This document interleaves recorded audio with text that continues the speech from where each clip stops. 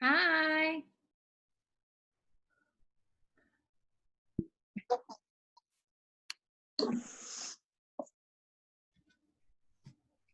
Hi, everyone.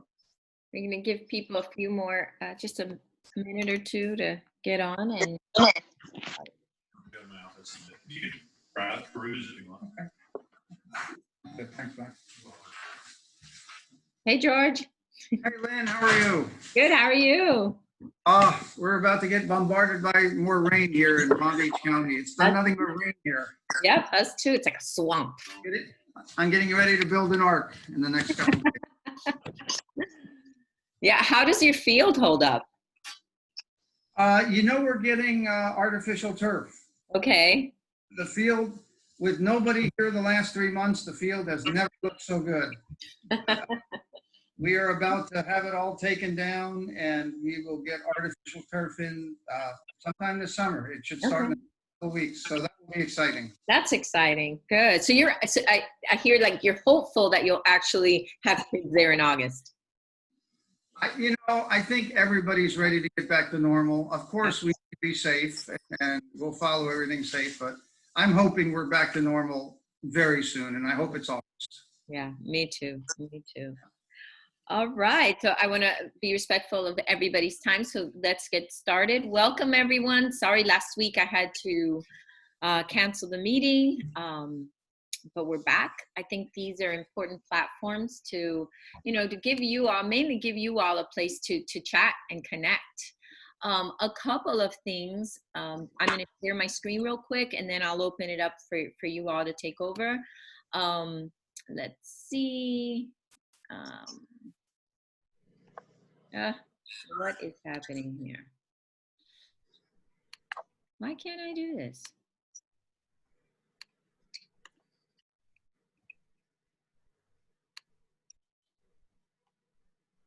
Let's see.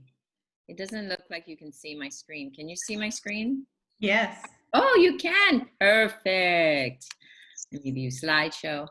Okay, so a couple of interesting things. I've been really paying attention to parent surveys across the country, and some of the news that's coming that I'm reading. And this seems to mirror some of the surveys that our schools have done, and I would love to hear your feedback. It seems like in the 60 percentile of parents are still concerned about sending their kids back in August. And you see that the political survey as well, 41% of voters think it's a bad idea to open K-12. But I think, yesterday the governor had a reopening press conference, and I think as more of that information comes out, maybe these numbers will change. But I know that on a local level, one of the EMOs I work with, their response from parents were 86% wanted flexibility. They wanted to make the determination in August whether to go back to school or do the virtual or even do a hybrid flexibility schedule. Does anybody want to talk about any kind of feedback they've gotten from their parents? We've gotten similar numbers, Lynn. Okay. I do too. I have like a 40% that want half and half, 40-something% that just want full virtual, and I have about, the other percent wants to just send their kids full-time face-to-face. But yes, I see that they do want to have some type of option. We're just trying to wait to see what the final say is going to bring so that we can start planning for next year.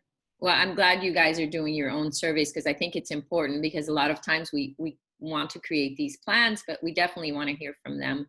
And then one interesting point about that EdChoice survey was that parents all said they have a significantly higher expectation. They have higher expectations of the schools. I think it's something that we knew, but now there's a lot on our shoulders to prove ourselves to these parents. But here's some positive news. They feel more connected to their schools. So that is good because I know a lot of us worried about getting parents to come back. So it seems that they're engaged, they're willing to come back. to schools and to their schools. Not so much with the private schools. I think there's a financial concern there. I'm sure you've read those headlines, but it seems like our parents are engaged and willing to return back.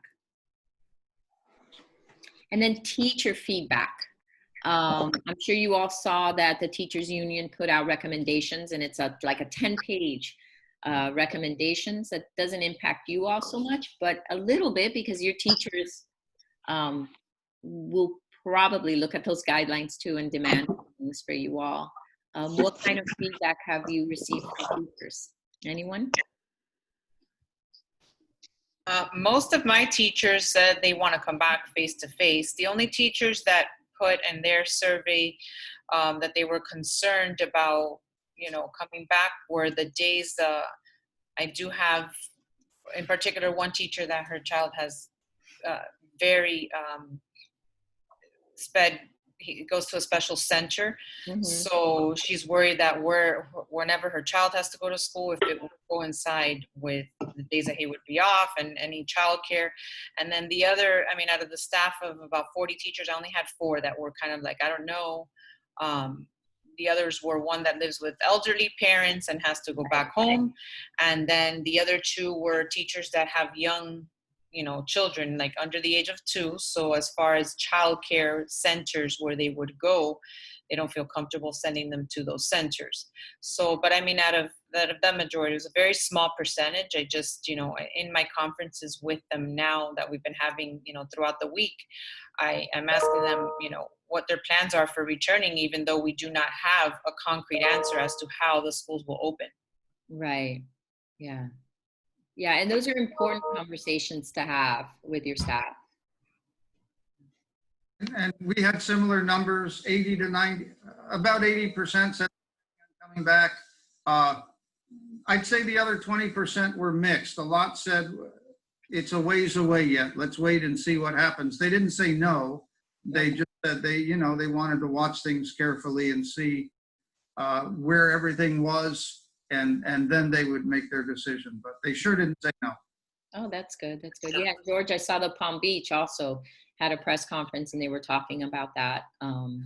So, okay. And keep me posted because I'd like to know what's happening around the state. Anybody else? Any other school leaders on the call that would like to chime in?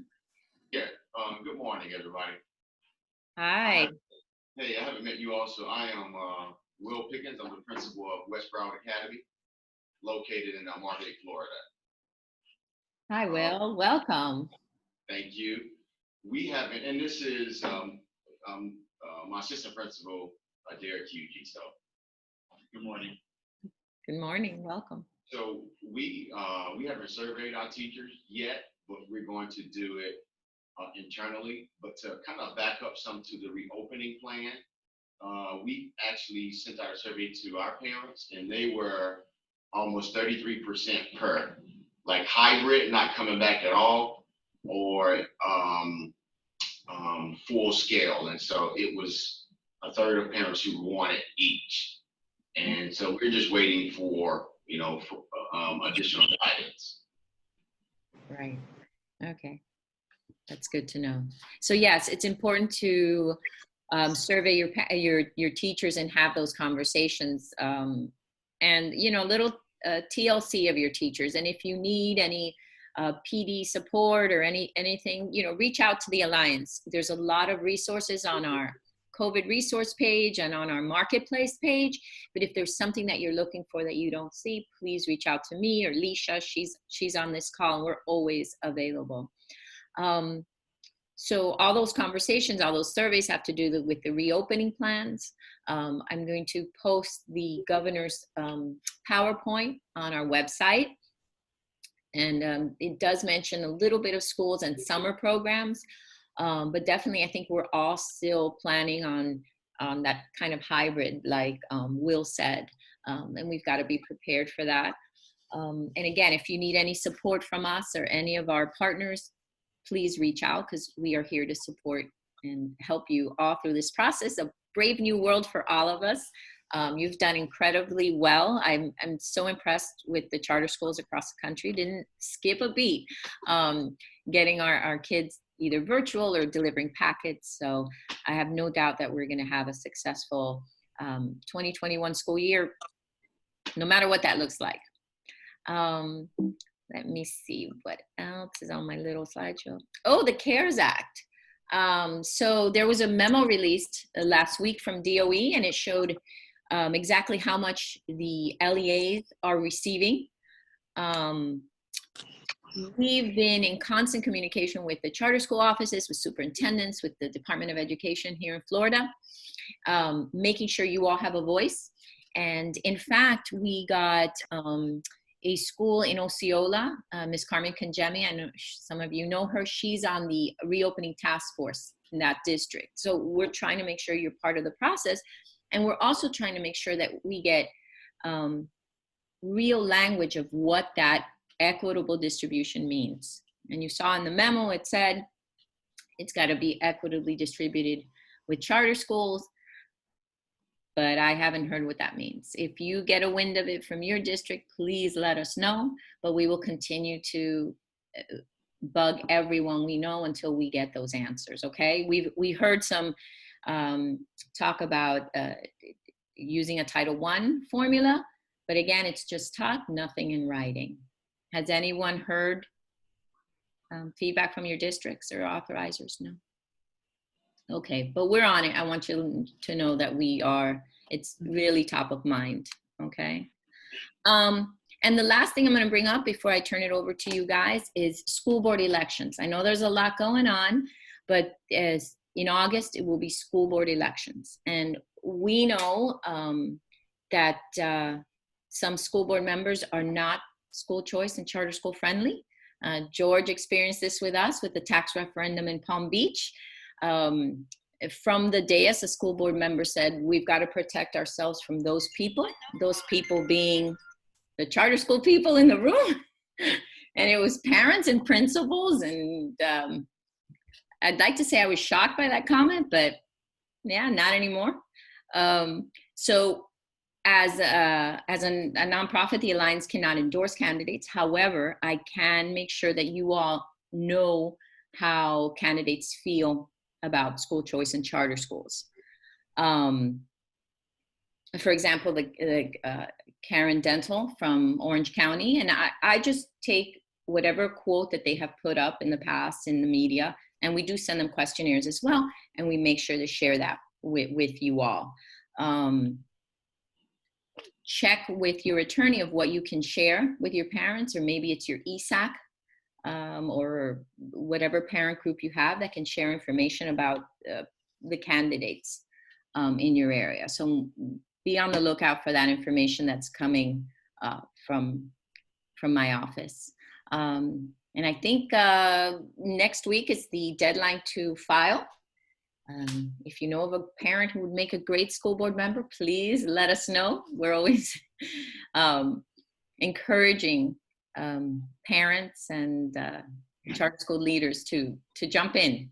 I know that's the last thing you need, right? Another task, but any feedback? I know, George, there's elections in Palm Beach that are critical.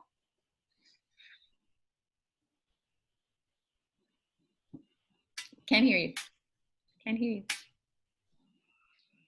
you.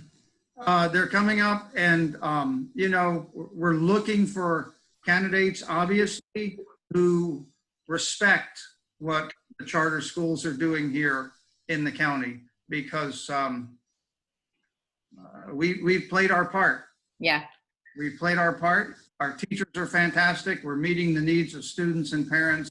And so I guess that's the best way to put it. We want the same respect that the traditional public schools have here, because we are certainly doing our part, and more than our part in many cases. Yeah, yeah. Palm Beach has been incredibly hostile, and you guys, the Palm Beach charter schools do a great job. So, yeah. All right. Okay, so anybody have any best practices, concern, anything you want to share with the group? I'd love to turn this over because I really love to hear from school leaders.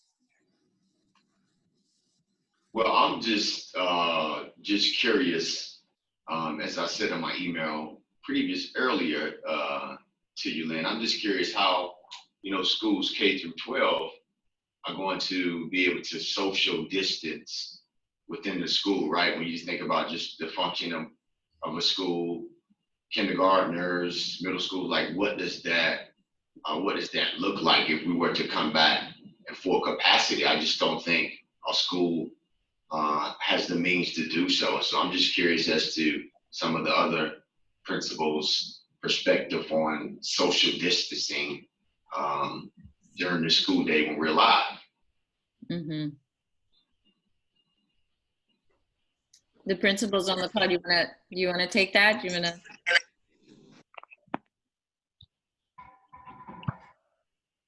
I think that's going to be an issue that everyone's going to have, no matter what grade level you service.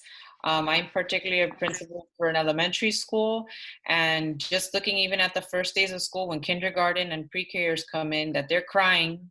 How do you console them? I mean, you're not going to just leave them there.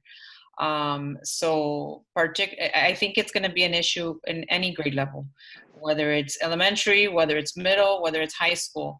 Even though you put the spacing components as to where the students are going to sit and how they're going to stand, or even in the lunchrooms, it's when they're in the hallway or when they go to the bathroom or when they're not with an adult. And like I said, even just as far as consoling a child, you can't. We're educators, and we can't be impersonal when they need us.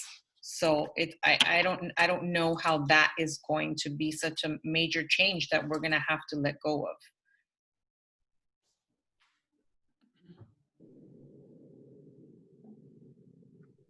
Will, what is your team thinking? I mean, what does your contingency plan looks like?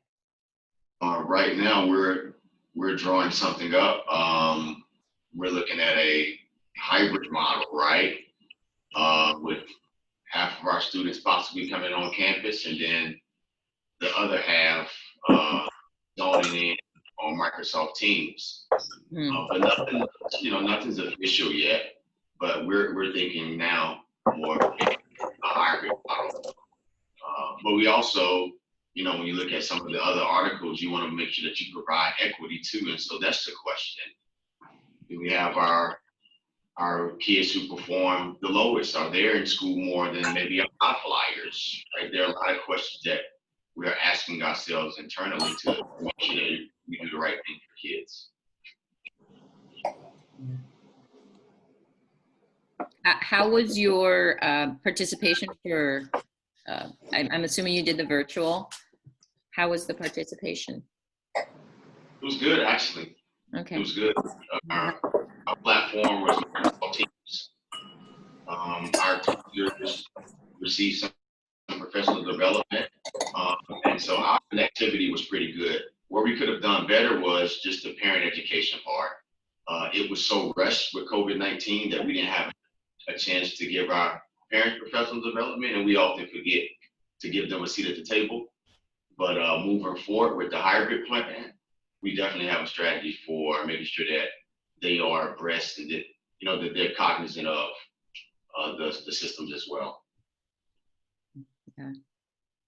Yeah, I think everybody is feeling what Elizabeth said, and Will, your concerns that, part of it is not knowing, not really knowing what we can and can't do yet. I mean, we're waiting for guidelines from CDC and others, but I like where you all are thinking, that we've got a plan for everything. I see that Dr. Graham from the Office of Independent Education just joined us. If some of you weren't on the call when we had him on as a guest, Dr. Graham is the new executive director of the office at DOE of Independent Schools, and he's doing a great job to connect with all our schools and really listening to us, and that's inspiring to have someone from DOE available a phone call away. All right, is there anyone else that wants to talk about what their reopening plans are looking like, or their concerns, or something that works spectacular and they think others should do? No? I Hi. have, and, Oh. no, go ahead, go ahead. Oh, hi. Good afternoon. My name is Carolina Alfonso. I'm a veteran principal, but I stepped out of that role last school year because I was a principal for 10 years for Excelsior Schools and Academia in Miami. But I'm also a licensed school psychologist. So now I serve as a mental health specialist for all 3 Excelsior schools in Tampa, and 1 in Tampa and 2 here in South Florida. My biggest challenge has been serving the children who needed mental health services and counseling. Our parents didn't maybe take it as seriously as their academics, and I would get verbal agreement that they would participate in Zoom counseling sessions, and then when I scheduled them, I had I don't know the percent, but only faithfully 1 student, an 8th grader, showed up every week. Out of the others, I saw them maybe 2 or 3 times since the school closure. So I'm very concerned, along with the other principal who mentioned, how do we comfort students if we can't touch them? It's also hard, how do we serve the children's mental health needs as well as special ed needs?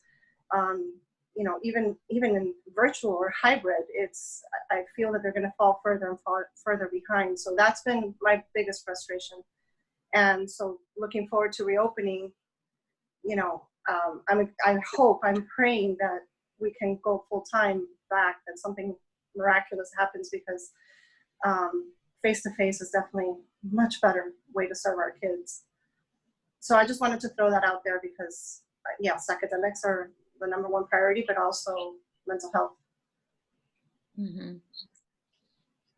And Carolina, what are your recommendations? Is it what Will said about really engaging the parents more? Like, we all have to do a better job in educating parents of I agree with that. Actually, before he even said that, I was thinking maybe have more hands-on with the parents and support them. I mean, we all know about that tragic case here in South Florida with the autistic child. My daughter-in-law is a speech therapist, and she says her students she just went back to work this week, and her students regressed tremendously. So some way to continue to engage those kids and the parents, and, you know, more maybe parent trainings, workshops, I don't know, information, leaflets. I you know, I'd be happy to help the coalition do something, you know, that we can put out there for everyone. Mm-hmm. So, you know, following the guidelines of the National School Psychologists Association, Florida, you know, I've been keeping up with all of that, and, you know, I'd be happy to collaborate with others. I'm cooped up at home too, so so we can start planning for these kids and the parents, because I know my child is an adult now, but I had a special needs child, and it's, you know, it's frustrating. It can be frustrating. Yes. I know one of our member schools, Gulf Academy, did a wellness check. That was the first survey they sent home when the virtual education, when virtual classes started. And it was just a simple, I believe, 6 questions that went into parents' phones. Like, are you okay? What are you feeling? What can we do for you? What are you not getting? And that's on our if you look on our website, the principals chat, and his survey's there, and there's a link that you can literally copy. He's like, I didn't invent this, copy it. And I recommend that. That's one of the surveys that we do, and several times, because a parent might be right, a special needs child, or even a regular child. I wouldn't know, but you're fine 1 week, and 1 week you're not. So thank you. Yeah, we did something like that with our schools here as well. Okay. Yeah. And Lynn, if I can add to that, Carolyn, I think something that you touched on, that you mentioned that the mental health piece of it is just as important as the academic piece. I would argue that the mental health piece should be elevated to being more of a priority right now, because you think about it, a lot of the adults who are dealing with this are experiencing trauma, but we often don't think about the trauma that the students are experiencing through this, being pulled out of their social environment and really moving to a place of isolation. It's not just the adults who are suffering from this. And when we look at how to get them back to some sense of normalcy and what we hope to eventually become status quo again, really our priority should be catering to the mental health and getting these students to understand that, just getting them back to a healthy mental place before we could even start thinking about academics. And it goes back to just, how can you teach a student who is more concerned about where their next meal is coming from, and you expect them still to perform at the same level as those students who have those basic needs met? And I mean, as far as I'm Yes. concerned, look at those things that you've got to, that mental health is going to be one of those basic needs that if we want our students to be able to thrive again, we've got to address that before we even think about how are we going to continue to serve them academically. That's a good point. I know for myself, I've had days that I can't even focus. And I have a home, I have a health, my family's fine. So I can totally understand what you're saying.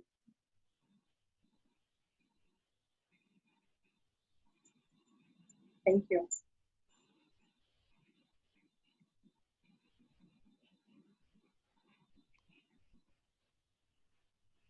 Where's everybody? Lynn, you're muted. Lynn, you're muted. Oh, thank you. Carolina, I'm going to take you up on your offer. Perhaps we can do a podcast or a webinar and talk about some best practices out there and Yeah. share I've list done of a podcast or something like that before in English and in Spanish. So Oh, great. Okay, association. well, send that link. I'll share it on our website. Well, no, that was a long time ago. It was something about helping Latino students with homework. It was a long time ago, but we can come up with something new. Okay, I know. Thank you. Anybody else? What are you working on now besides, reopening plans and waiting with bated breath? How did your end of year go with your kids? I saw some beautiful pictures on social media. A lot of love out there for the kids we serve. George, you had a great graduation. We graduated 172 seniors. We did everything virtually, and it went fantastic. Shortest graduation we've ever had. It lasted an hour, 55 minutes, but that's okay. You don't want to belabor it when it's online, but it was very nice, and the students got into it, and everyone, parents, they loved it. George, what school are you at? I'm at Somerset Academy Canyons. We are a Midland high school in Palm Beach County, Boynton Beach. Okay. Yeah. And Elizabeth, you have the little ones. What did you do special for the families and the kids? So for pre-K kindergarten, we had a drive-by graduation, and also for 5th grade. And then the 1st through 4th, we did online award ceremonies. And then we presented them also with the principal's honor roll awards. So I went into all of those award ceremonies. And then we are mailing out those certificates to the ones that we did virtually. And the ones that we did in the drive-by, we prepared little gift bags for the students in each of those grades and gave it to them. And then the student was allowed to do a picture outside in a backdrop, but only the student was able to get out of the car, and the parent would, take the picture from the car. So it was over. I mean, they weren't expecting it, and they decorated their cars and they came by and we had music playing for them. So they were very appreciative. It was something nice to do, considering that we couldn't do an actual graduation. And then the parents, we also did a little video for them like we would normally do, because the pre-K or kinders, they always do a dance. Marie. So we recorded it and Yep, they she's put there. them on Zoom. So She could fill us in. nice. Very nice for them. And that's great. And that's that's really important, a part of the, customer service that you provide to the schools and maintaining that connection with your parents. So definitely the Alliance recommends that even throughout the summer, send messages. Lack of clarity causes anxiety. I think our parents need to know more than ever that you guys are engaged and you're still there. All right. Wow, more people are joining us. I had one more thing in Yes. regards to summer. We're starting a summer program Mhm. where there's a weekly lesson recorded by the teacher for grade level, and along with links. We were training all our teachers to use Google Classroom because it seems to be the most effective. And that way there's like a lesson per week kind of thing. Okay. Is that for all the kids or the ones who need remedial? It's available to all of them. All right. But it's not Yeah. mandatory, Carolina? Is it something? It's not mandatory. It's optional. Yes. There's not going to be like grades or assignments required. Okay. All right. Okay. That was my suggestion, because I know I have friends who have young kids and they're like, oh, I'm so done with the e-learning. I'm tired, So I want to make sure that they have something fun that is educational as well. So they're going to be, linking up to museums and to, YouTube videos and so forth. Wonderful. It's a great idea. Anybody else want to share what their summer plans are? If you're doing any activities, classes. I see. We're going to offer virtual tutoring for those students that are, that either were an RTI or not working on grade level. It is going to be highly encouraged for those students, but the teachers will be providing the classes half day. But we feel that they need it, and we offered tutoring throughout the entire virtual process. So we had our own teachers doing tutoring sessions after school for our students, and I feel that they benefited from it. So we will be offering that, and hopefully our parents do sign up for it. It's going to obviously be free of charge for the parents. So we will be offering that for the summer, beginning at the end of June, for like the 6 weeks going into it. That's good. That's good. And Elizabeth, where is your school located? In Hialeah. Okay.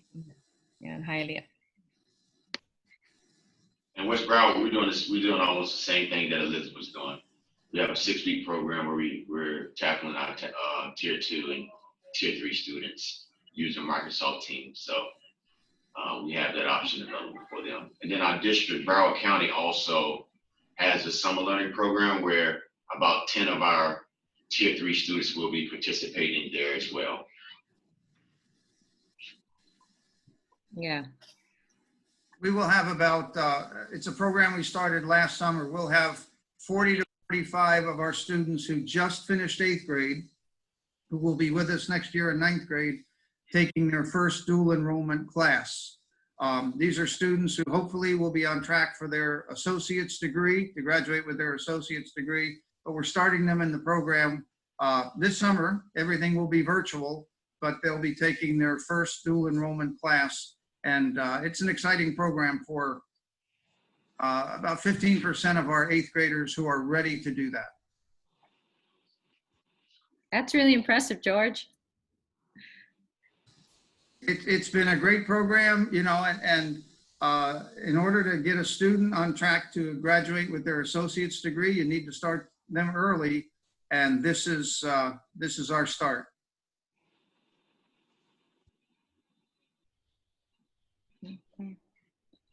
Yeah, if anybody else has a middle high and you want tips on the dual enrollment program, Somerset Canyons does an amazing job working with Doral College and the local community colleges.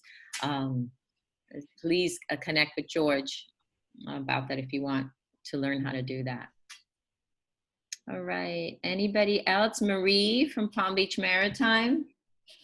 Are you, is your team planning anything in the summer for remedial for your tier 2, tier 3 kids, or any classes? Yeah, we're doing, I think we have our elementary principal on Chelsea Route, Mm-hmm. and our soon-to-be middle high principal, Jane Murphy. They're both on, and so maybe they want to speak to it. We're doing some distance learning for both. So I don't know if you guys want to say anything. Chelsea, Jane? Sure. Hi, everyone. My name is Chelsea Rupp. I'm the elementary school principal for Palm Beach Maritime Academy. What we're going to implement is kind of a live remote learning. So we're targeting our incoming 3rd, 4th, and 5th grade students. And what we're doing is about 3 hours a day. It'll consist of 2 live sessions from one teacher doing ELA, another live session doing math, and then about 2 hours of independent work. And then it will also involve some more individualized and small group work too once the teachers get to know their students. And right now we're running that 4 days a week, 9 to 12, starting on the 15th. And we're doing the same at the secondary campus. We're doing the live learning remote and guided. We have everything planned with each segment involving Kahoots and other elements so that the students stay engaged during the process.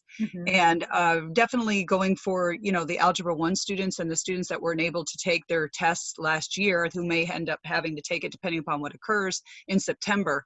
So we're trying to bridge those gaps so that they have those set for when the new year begins. Thank you.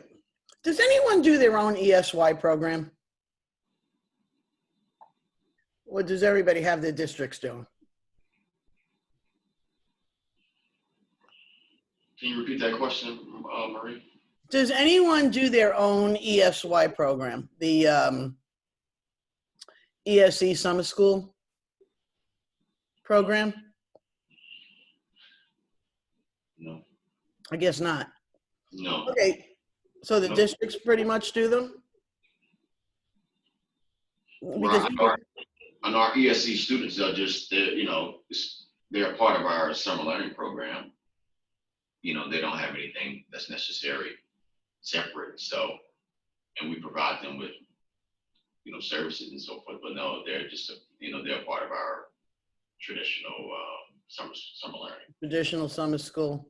Uh-huh. Because if their IEP, normally we were sending them, because if their IEP says that they have, if their IEP recommends them for the ESE summer school, then we've been sending them to the district, but we're really considering doing our own this year. I don't know, Lynn, if you know anything about it, but, you know, I don't know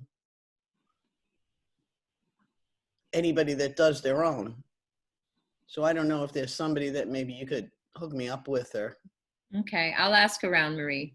Yeah, thank you. I know some of my schools rely on sending their kids to the home or whatever district. Right, to their home school. Yeah, and not all homeschools have the summer, but I will definitely ask. Correct.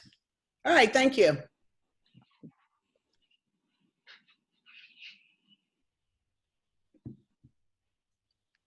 All right. Well, does anyone have questions for me in the Alliance and what we're doing or any help that you need while you have me here? No? We will holler. Well, I know you will, Marie. But okay. So I'm going to wrap this up. I appreciate everyone being on the call. I love hearing from you guys. Please keep me posted on what you're doing this summer. Send me photos. I want to stay up to date on what you're doing. And that goes for your graduation and end of year ceremonies too. Please let me know. I love sharing those on social media. And I also tag our elected officials on those photos. So I make sure to get them out there. And yeah, just to remind you, and for those who weren't on the call in the beginning, Ralph and I at the Alliance are working or watching the CARES dollars and trying to figure out what that formula will be and how it is shared equitably with all charter schools. We're making sure to watch that. We will do a webinar or podcast soon on PPP dollars if there's a nonprofit that applied for those dollars, because there's a lot of requirements and we want to make sure that everyone has the support they need and clear, you know, have a clear view of what those dollars are for. We're just here to help. We're here to help. We'll be working this summer like you guys, and we're here to help with the transition and whatever you need. I encourage you to look at our marketplace. We've got some great partners that are also willing to share and have made a lot of curriculum materials free for schools. everybody from Renaissance to Carnegie Learning, and please take them up on their offers. And that's it. You all know how to get a hold of me. And if there's nothing else, we'll close this and we'll see you next week. Lynn, real Thank quick, you, I'm Lynn. sorry. Oh, yeah. Dr. Graham? Yeah, sorry. I know you literally were about to close. That's okay. Just to kind of to piggyback off of what you mentioned about the resources, the DOE website also is has a number of resources from our partners who have provided free opportunities to use those as well. So in addition to the Alliance's website, be sure to check out what's available through the DOE website as well that everybody has access to. And feel free to reach out to me as well if there are any questions about anything that I can help if there's anything I can do. Thank you, Dr. Graham. Anyone else?